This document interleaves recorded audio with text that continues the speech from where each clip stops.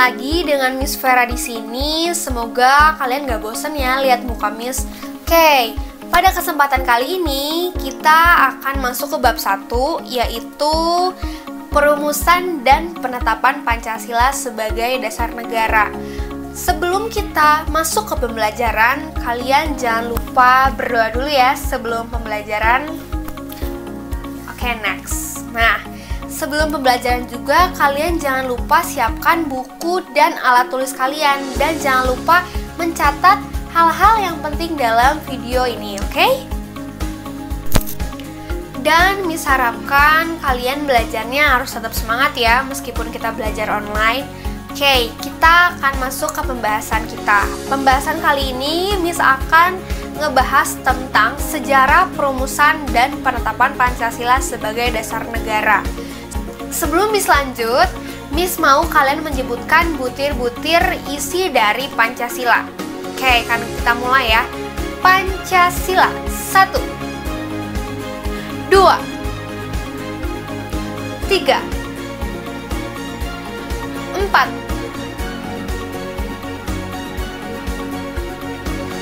5. Oke, nah,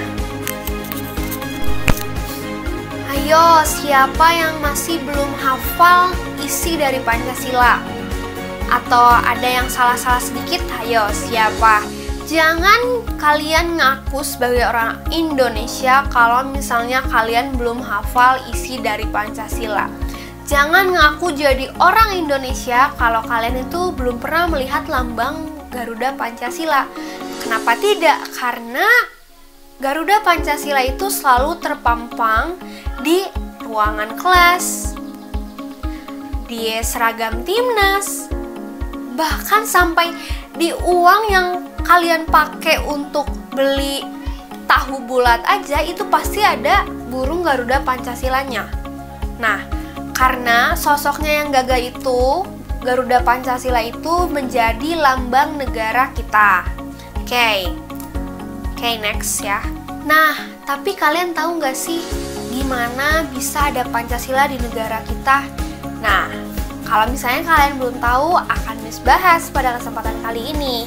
Bagaimana ya sejarah perumusan Pancasila di Indonesia? Oke, next kita bahas. Pancasila itu tidak lahir begitu saja di Indonesia. Pancasila itu ada melalui perjuangan yang sangat panjang dan tidak diperoleh dengan begitu saja. Yang melatar belakangi proses perumusan dan penetapan Pancasila pada mulanya itu karena kekalahan pasukan Jepang. Jepang itu mengalami kekalahan dan membuatnya kehilangan wilayah kekuasaan di Indonesia dan membuat Jepang dalam keadaan yang terdesak pada saat itu. Karena situasi yang terdesak ini, Jepang mencoba menarik simpati rakyat Indonesia untuk membantu kepentingannya. Karena situasi terdesak itu, Jepang menjanjikan kemerdekaan pada bangsa Indonesia. Dan untuk lebih meyakinkan rakyat Indonesia, maka dibentuklah suatu badan yang bertujuan untuk mempersiapkan hal-hal yang diperlukan jika Indonesia akan merdeka nanti, yaitu BPUPKI. Dan demikian, bagi Jepang, pembentukan BPUPKI itu merupakan bagian dari strategi politiknya. Namun, bagi bangsa Indonesia, ini merupakan kesempatan yang besar untuk mempersiapkan kemerdekaan Indonesia. Oke, nah, sebelum kita bahas lebih lanjut, kita akan membahas proses perumusan dan penetapan Pancasila. Tapi harus kita bagi terlebih dahulu antara penetapan Pancasila dan proses perumusan Pancasila.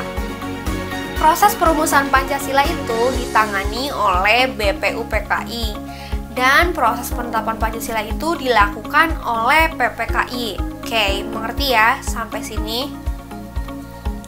Terlebih dahulu kita akan ngebahas tentang proses perumusan Pancasila yang dilakukan oleh BPUPKI. Oke, BPUPKI dibentuk pada tanggal 1 Maret 1945, diketuai oleh Rajiman. Nah, sejak didirikannya BPUPKI itu telah melaksanakan 2 2 kali sidang. Sidang pertama BPUPK itu membahas tentang dasar negara.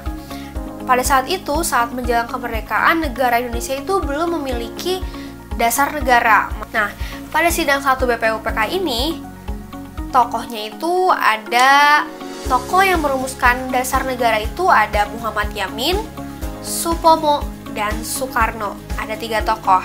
Nah, dan masing-masing dari mereka itu menyampaikan ide dan gagasannya untuk dijadikan dasar negara.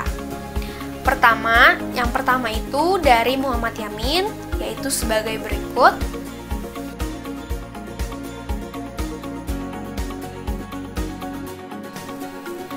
Lalu ada dari Supomo sebagai berikut.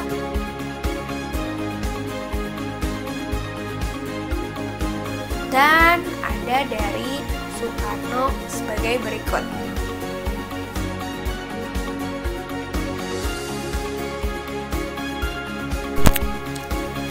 Hingga pada akhir sidang BPUPKI yang pertama itu belum ditentukan dasar negara yang sudah fix, belum ditentukan dasar negara yang emang sudah disepakati kalau itu adalah dasar negara kita. Lalu karena demikian, pada akhir sidang BPUPK itu dibentuklah panitia kecil yang disebut Panitia 9 yang diketuai oleh Soekarno dan anggotanya adalah sebagai berikut. Bisa dicatat.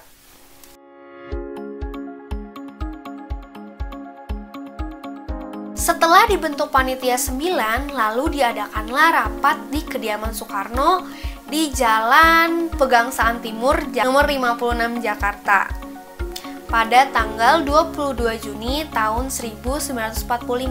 Dan Panitia 9 ini telah mencapai suatu kesepakatan mengenai dasar negara kita, yaitu yang kita kenal sebagai Piagam Jakarta. Dalam Piagam Jakarta, rumusan dasar negara kita itu adalah sebagai berikut.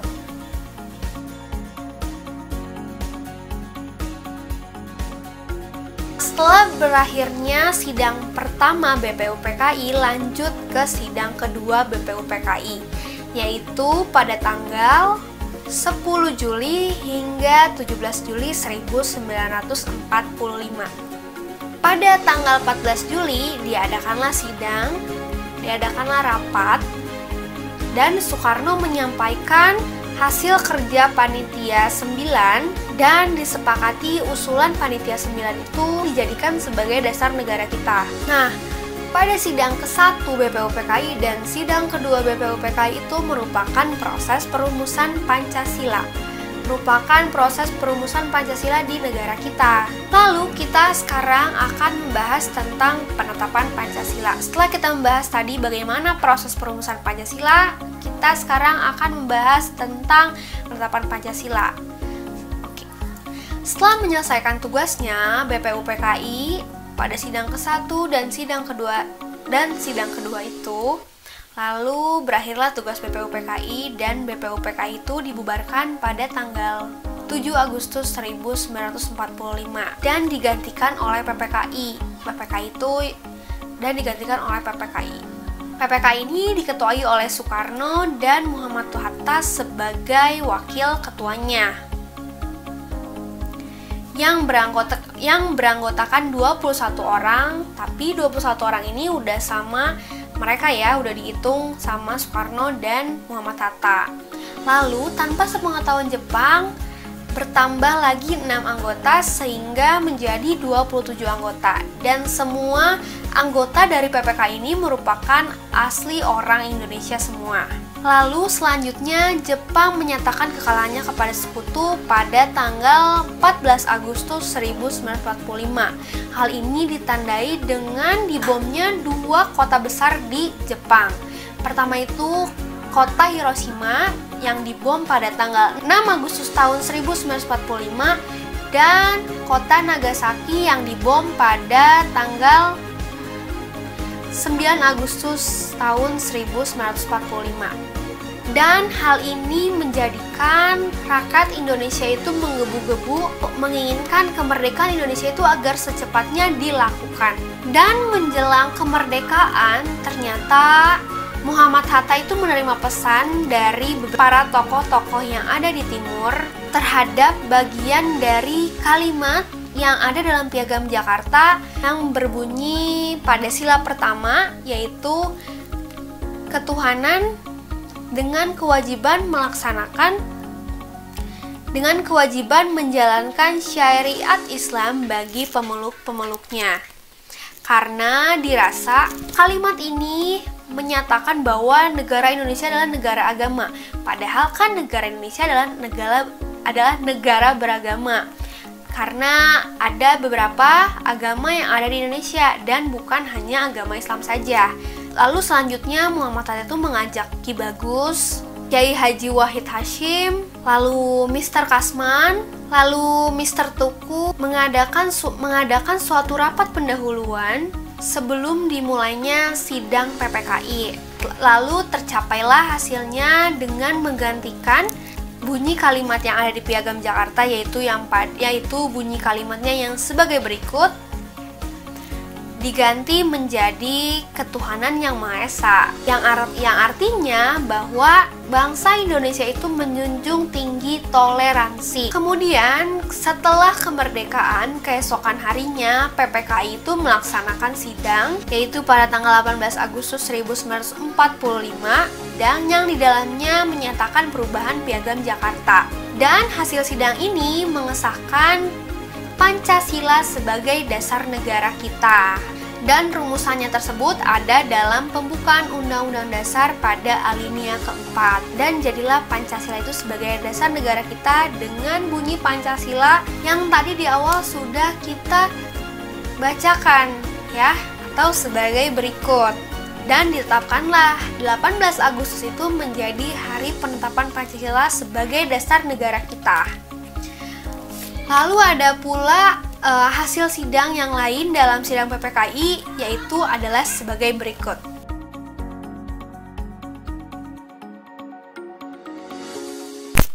Nah, itu dia pembahasan kita kali ini tentang sejarah perumusan Pancasila dan penetapan Pancasila.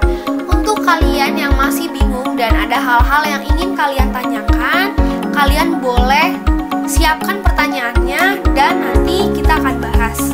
Dan Miss mohon maaf untuk segala kekurangan yang ada dalam video ini. Maaf, semoga video ini dapat menambah wawasan kalian dan kita akan lanjut ke Google Classroom ya.